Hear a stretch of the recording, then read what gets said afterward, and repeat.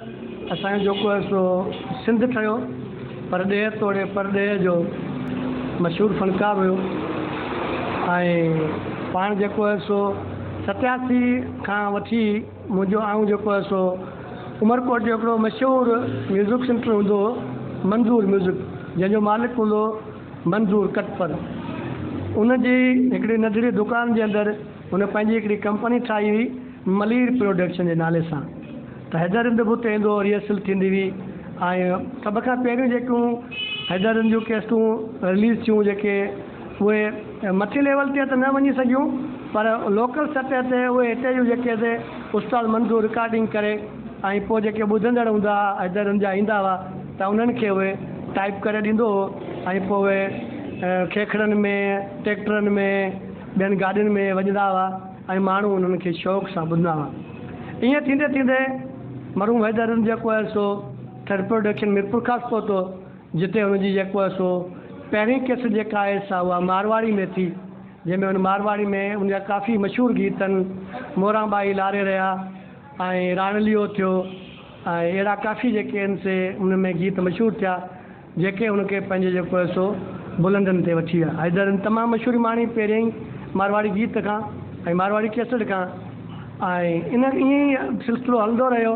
ऐं हुनजा पोइ जेके बि एल्बम रिलीज़ थिया उहे हिक ॿिए खां वधीक रिलीज़ थिया, जंहिंमें उन इलाइक़े जे मुख़्तलिफ़ शाइरनि जी शाइरी ॻाई, जंहिंमें यूसुफ सोलंकी ऐं पंहिंजो अली मोहम्मद उदासी ऐं अली मोहम्मद आजिज़ पली, पर काफ़ी अहिड़ा ॿिया मशहूरु शाइर हुआ, जंहिंमें रमज़ान राठौड़ थियो, रमज़ान ॾोहिट थियो, ऐं उनजी शाइरी ॻाए हुन ख़ूब जेको आहे सो दाद हासिलु कयो। ऐं अहिड़ी तरह सां मुजीबुनि सां मुलाक़ात थींदी रही हुई ऐं ईअं ई जेको आहे सो हुन पंहिंजी मंज़िल ते पहुतो। संदसि खोड़ सारा मशहूरु गीत आहिनि, जंहिंमें मूं तव्हांखे पहिरीं ज़िक्र कयो मारवाड़ी गीत हुआ। उनखां पोइ जेके गीत आया जंहिंमें हुनजो मूंखां कहिड़ी ख़ता थी यार ऐं हेॾी सज़ा ॾिनी तो यार दिलदार मिठड़ा उहो पार तुंहिंजे, उहो हुनजो तमामु गीत मशहूरु थियो।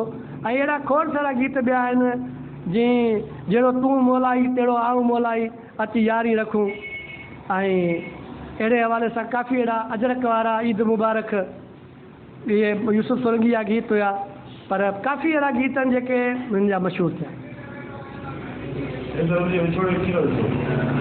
हैदर हिंद जो विछोड़ो जेको आहे, असांजा जेके बि लोक फ़नकार हिन दुनिया अॻ में बि दुनिया में लॻे लाॾाणू करे रहिया आहिनि, उन्हनि जी जेका असां अञा ताईं जेको आहे सो उन्हनि खे यादि कंदा रहूं था ऐं उन्हनि खे जा गीत ॿुधंदा रहंदा। अहिड़े हवाले सां हीउ बि असांजो लोक फ़नकार हो, असांजे इलाइक़े जो फ़नकार हो। हुनजो जेको विछोड़ो आहे उहो असां लाइ जेको आहे सो कंहिं सदमे खां घटि न आहे।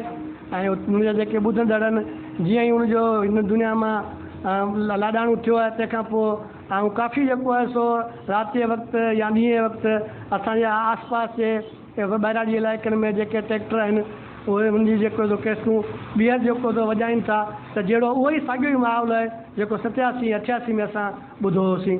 ऐं सॼो जेको विछोड़ो आहे उहो तमामु असांखे ॾुखंदड़ विछोड़ो आहे ऐं इहो असां हिकिड़ो लोक फ़नकार हो असांजो, ऐं असीं अॼु बि हुनखे यादि कयूं था।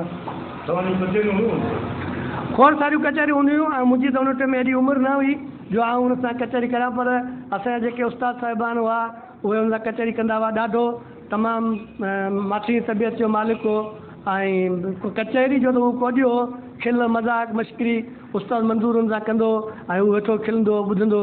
काफ़ी जेको आहे सो उस्ताद कॾहिं कॾहिं हुनखे इहो चई छॾींदो त बाबा हल छॾिया तोखे सुञाणा त पहिरीं कैसेट तुंहिंजी मूं कई, त खिलंदो ताड़ी ॾींदो ऐं तमामु जेको आहे सो मोहबत शख़्सियत जो मालिक हो हैदर।